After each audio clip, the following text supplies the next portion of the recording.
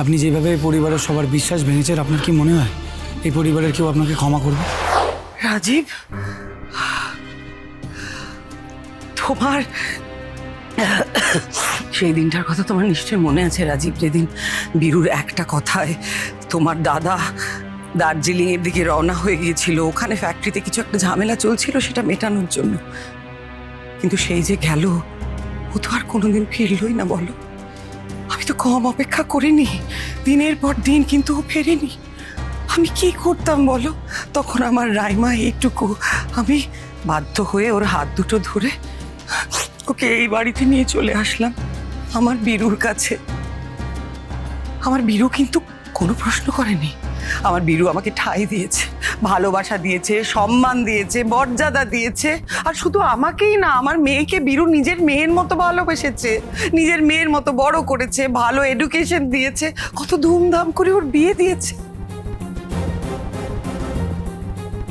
দিদি, মন্দারের সারা জীবনের পড়াশোনার দায়িত্ব তো দাদাই নিয়েছে, বলো। আমি, বিথিকা, পিকু, আমাদের তিনজনকেই দাদা এ বাড়িতে নিজের পরিবারের মতন আশ্রয় দিয়েছে। আমরা তিনজনই দাদার কাছে ঋণী। তুমি ঠিক বলেছো রাজীব।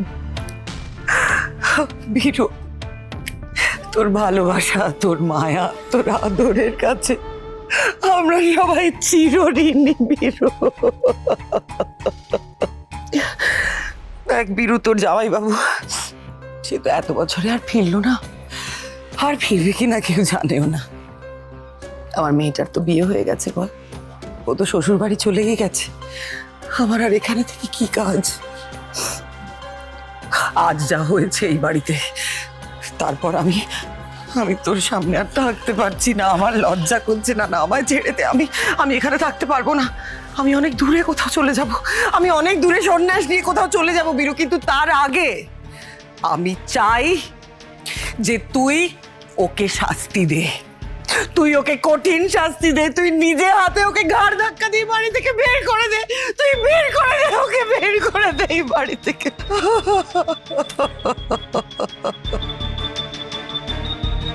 কিছু একটা কর মন্দার, কিছু একটা কর। ভালো মায়ের মতন নাটক করে সিম্প্যাথি নে সবার থেকে, না হলে কিন্তু আজ এই বাড়ি থেকে তোকে বেরিয়ে যেতে হবে। Shaon, I am sorry Shaon, আমি তোমার কাছে হাত জোর করে ক্ষমা চেয়ে নিচ্ছি শাওন। সরি মামা, বাবা, মামা, আমার ভুল হয়ে গিয়েছে। আমার এরকম ভুল আর কোনোদিন হবে না। I am really sorry. আমাকে একবারের জন্য ক্ষমা করে দাও মামা, প্লিজ। শাওন, শাওন, তুমি তুমি তুমি একবার ভালো মাকে গিয়ে বলো না আমাকে যাতে ক্ষমা করে দেয় ভালো মা। আমার ভালো মা ছাড়া আর কেউ নেই শাওন, কেউ নেই এই পরিবার ছাড়া, কেউ নেই আমার। আমি খুব একা হয়ে যাবো শাওন, প্লিজ। সেটা তো আপনার এই অপরাধটা করার আগে বোঝা উচিত ছিল স্যার। আপনি যেভাবে এই পরিবারের সবার বিশ্বাস ভেঙেছেন, আপনার কি মনে হয় এই পরিবারের কেউ আপনাকে ক্ষমা করবে? ক্ষমা করার তো কোনো প্রশ্নই ওঠে না শুভ, কারণ এটা মন্দারের প্রথম ভুল নয়। ও আজ অব্দি যা যা কুকীর্তি করেছে, সেটা যদি আমি এখন বলতে শুরু করি না, তাহলে এই বাড়ির বাইরে নয়, ওর জায়গা হবে সোজা লকাপে। মানে আর কি করেছে মন্দার? সেটা তুমি শুভকেই জিজ্ঞাসা করো বাবা। মন্দার শুভর সাথেই সবচেয়ে বেশি অন্যায় করেছে। ম্যাডাম, এখন এসব কথা কেন বলছেন? আমার কথা থাক না। কেন থাকবে শুভ, কেন থাকবে? সবার জানা উচিত, সবার জানা উচিত আজ অব্দি তো মন্দার তোমার উপর কম রোগ দেখায়নি, প্রতি পদে তোমাকে কম ছোট করেনিও। যখন যেভাবে পেরেছে তোমাকে অপমান করেছে, এমনকি তোমার গায়ে হাতও তুলেছেও।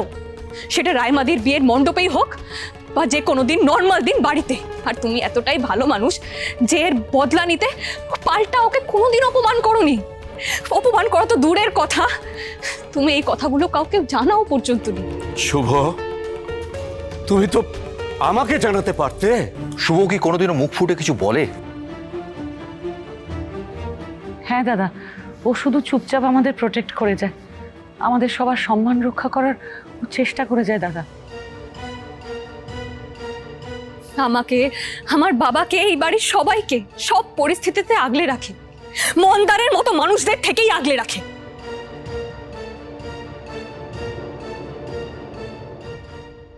ঠিক আছে, ঠিক আছে, আমি আমি আমি আজকে সবার সামনে হাত জোর করে ক্ষমা চাইছি। আমি স্বীকার করে নিচ্ছি যে আমি অনেক অন্যায় করেছি, অনেক অন্যায় করেছি। শুভ, আর শুভ, আমি তোমার কাছে হাত জোর করে ক্ষমা চাইছি। তুমি যদি বলো আমি তোমার পা ধরে ক্ষমা চাইতে পারি শুভ, কিন্তু প্লিজ আমাকে ক্ষমা করে দাও শুভ।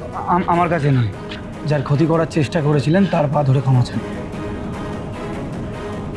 বাবা, আমি তোমার পা ধরে ক্ষমা চাইছি বাবা, আমাকে শেষবারের মতন ক্ষমা করে দাও। আমার ভুল হয়ে গেছে, আমার ভুল হয়ে গেছে বাবা, আমার ভুল হয়ে গেছে। এরকম ভুল আর কোনোদিন হবে না বাবা।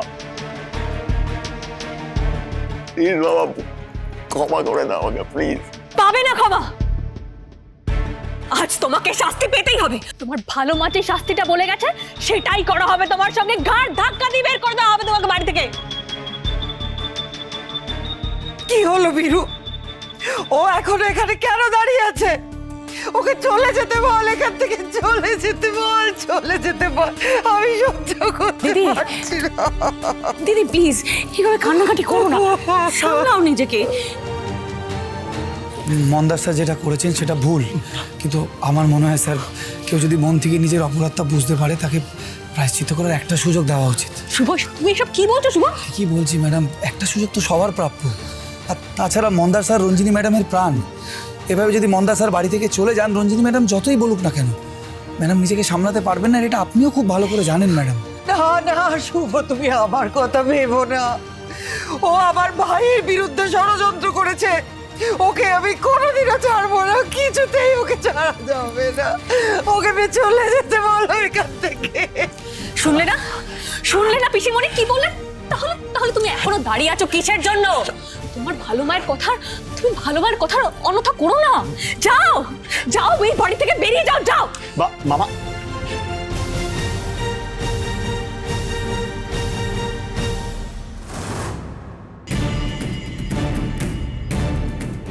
স্যার আরেকবার প্লিজ একবার ভেবে দেখুন। এভাবে যদি মন্দার স্যার চলে যান তাহলে রঞ্জিনী ম্যাডাম কিন্তু খুব কষ্ট পাবেন। শুভ, তুমি কেন এই কথাগুলো? মন্দার,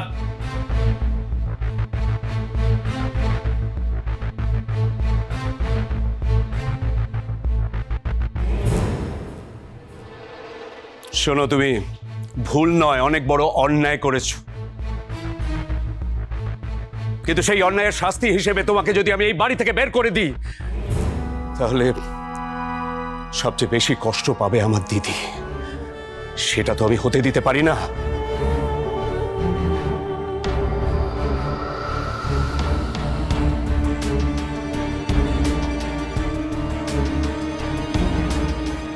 আমি জানতাম আমাকে শুধু একটু কাঁদতে হবে, ব্যাস। আমার এক ফোঁটা চোখের জল দেখলেই আমার বীরু আর সহ্য করতে পারবে না।